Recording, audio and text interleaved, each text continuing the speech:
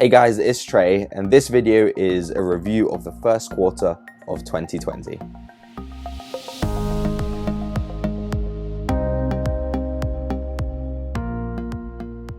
So to say this quarter has been eventful is an understatement. There's been a lot of negatives with COVID-19, which we'll look at.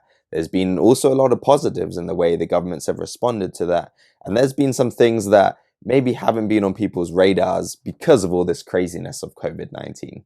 So let's start with the negatives. So with the spread of COVID-19 spooking the markets because of potential declines in global growth, the markets have reacted very poorly to that. And that's where we saw massive declines in the first quarter of 2020. A lot of that is spurred by fear of what could happen as opposed to something actually happening.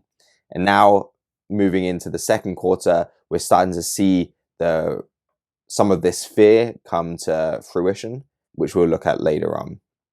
With the markets taking such a deep dive in the first quarter, honestly, it reacted how everybody expects different asset classes to react. With stocks dropping so much, we saw government bonds and other corporate bonds go up in value because typically when stocks fall, bonds will rise as investors flee to what's considered safer asset classes. The fear in the first quarter of 2020 was of a global slowdown, and that looks very, very likely. It looks almost inevitable that developed nations will have a recession. So to be clear, people think of recession as different things, but a recession is 2 quarters of negative economic growth. That's the official definition of a recession. We've also seen a drastic rise in unemployment because of the efforts the government have taken, which is to be expected and not really cause for any alarm in my opinion.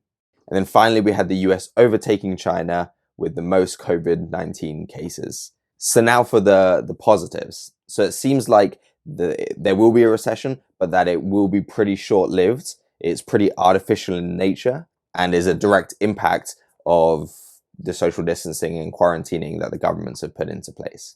Another positive is that the economic downturn isn't because of the virus itself, it's because of what we have done to try to slow the virus spread.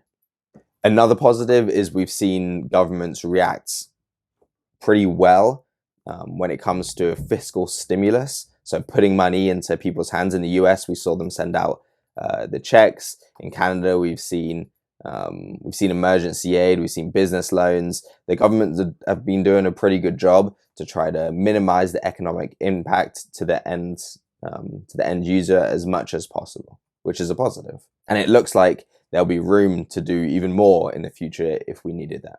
Another positive is we've seen some slowdown in numbers. There's been a few countries that, from what we can tell, have managed to kind of slow down the spread of the virus, which is a huge positive for everybody.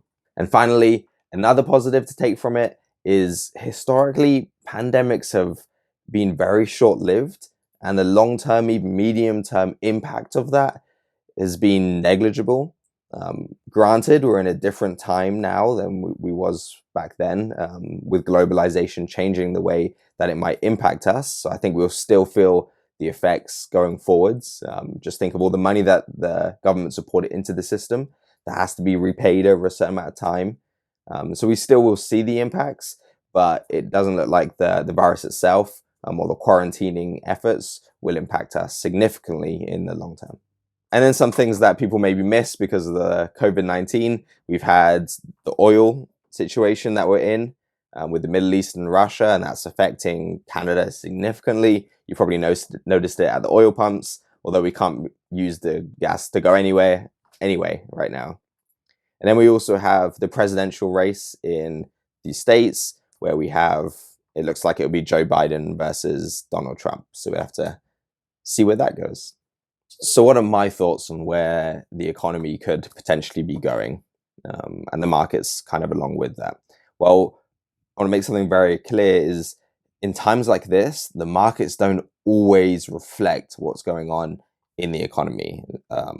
The markets can be seen as like a leading indicator, but not always. And to be truthful, nobody really knows what's going to happen.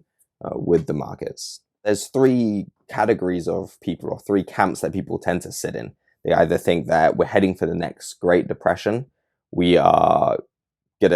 it's all gonna be done and over with in a couple of months, or kind of the middle ground, which is where I sit, where I don't think it's gonna be as big as a depression, but I think we will see some type of impact medium term to the economy. And the place I think that you'll see that most is in people's confidence. Businesses have been hurting really bad, and if they come out of this, then I think they'll be a little bit more reluctant to spend money, to invest, to grow, to hire people because of this type of situation. They might just be in recovery mode to get back on their feet. And the same with individuals. I think nobody's going to be rushing out to buy a brand new vehicle when they just struggle to make payments during this crisis. So I think we'll see a little bit less money moving around the system because of that. And then obviously we have the financial markets, and we've already seen larger implications with that. I think we will continue to see a lot of volatility on the back of good news and bad news going forwards. Another area on my mind with the economy is going to be supply chains. I think that there's a lot of room for it to go wrong.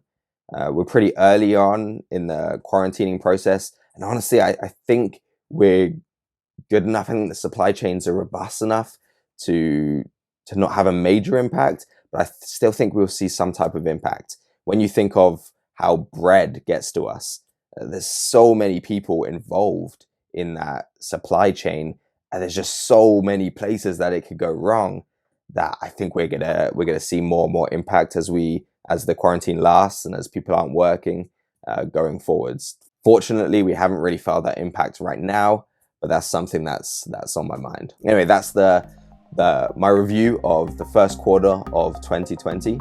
If you have any comments or any feedback, let me know. Thanks.